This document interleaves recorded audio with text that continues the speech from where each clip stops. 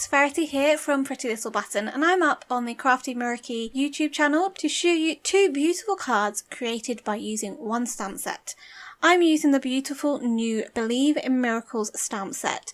This has a beautiful massive floral image that has been designed by Emily Midget, and it's beautifully created. I'm going to watercolour this in, and I have a piece of watercolour cardstock. This is cold press, you can use hot or cold depending on what you like. And then I've just positioned the packaging over the top to determine where I want to place it. Now I am going to create two cards from this, so I have got a large piece of cardstock. It's about 7 inches by 5.5 inches tall. And I'm going to heat emboss this because heat embossing is a great way to colour your images in if you're not necessarily the neatest person when it comes to watercolouring. And with myself, I'm still learning, I still practice a lot, and if I find it's quite an intricate design like this one, which is beautiful, heat embossing is a fantastic way to ensure you get great colouring. So I've stamped that in some clear embossing ink, and I'm covering it in some superfine embossing powder. This is in gold. I'm using superfine because this has got so much detail in it. You really want to maintain that detail, and a superfine embossing powder works perfectly for this. And as you can see, look how beautiful that stamp has stamped. So I'm just funneling my embossing powder back into the container before I heat set it.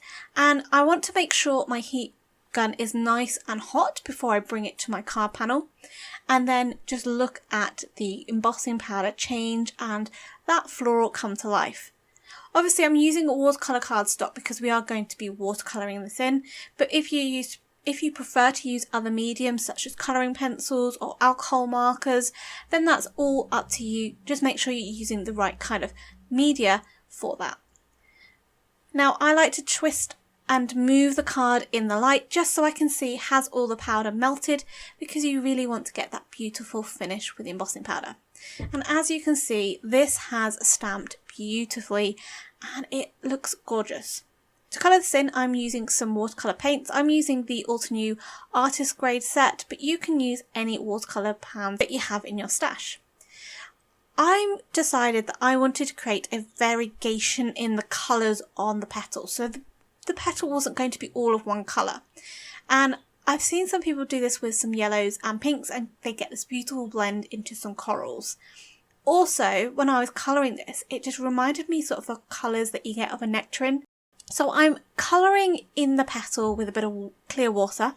I'm then going in with some yellow, and I'm putting more of a darker concentration towards the base of the petal, and then I'm pulling that colour out with some clear water. Then I drop in some pink towards the base of the petal, and I make sure that this is still whilst the petal is wet because I want the colours to blend and mix. If I wait until that petal is dry before I add the pink, I won't get a smooth blend. And it all depends what you look for when you come to paint. You can go for that more contrast look and allow the colours to dry in between before you add the layers, but I wanted that smooth blend. I keep doing this on all of the petals. Now, with heat embossing, you don't have to worry as much about painting the petal next to it because you have got that heat embossing that will help prevent any of the colour bleeding. If you were to do this as a no-line watercolouring look, then yes, you need to make sure you move and paint a petal that is further away, that is not touching that petal that you've currently done. Out of habit, I just happen to go and do that and continue doing that whilst I paint this floral. But if you don't worry, the heat embossing there acts as a barrier and prevents the colours from bleeding. What I'm going to do is I am going to speed up the process and put some music on so you can watch me paint. However, you're more than welcome to skip ahead where you see how I turn this one image into two cards later on. If you want to actually see this in more of a real-time setting, you can slow down the video on YouTube. Just go into the settings and the video playback speed and really reduce that down, and you can see me colouring in at a much slower pace. To see me turn these into some cards, you can skip to about the 11.5 minute marker and you'll see the rest of the process.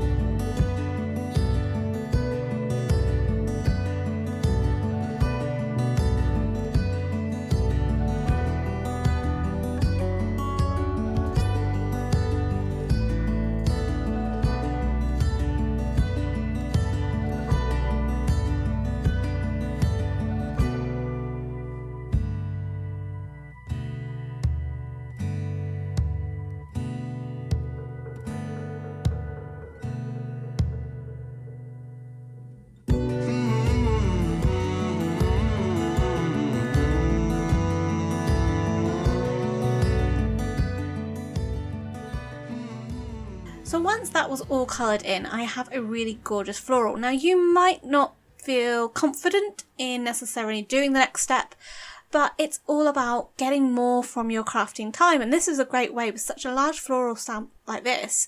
Yes, you can use it on a large big card, but you can also use it to make 2 smaller cards. So what I'm doing is I am cutting this down in half. Now I know my panel is 5.5 tall. I'm roughly looking at where I think it's going to look good, making sure that I'm not getting too much on one side and too much on the other side, but don't worry, it works really, really well. So I have cut these in half and I'm then trimming them down, and as you can see I have 2 cards. Because of the colours that I used in the floral, I thought a pink card base would work beautifully with these, and it would really bring out that vibrancy of the floral. So I trimmed them down and I foam mounted them onto 2 A2 card bases out of a pink cardstock. This is from Hero Hughes, I think it's the Azalea cardstock.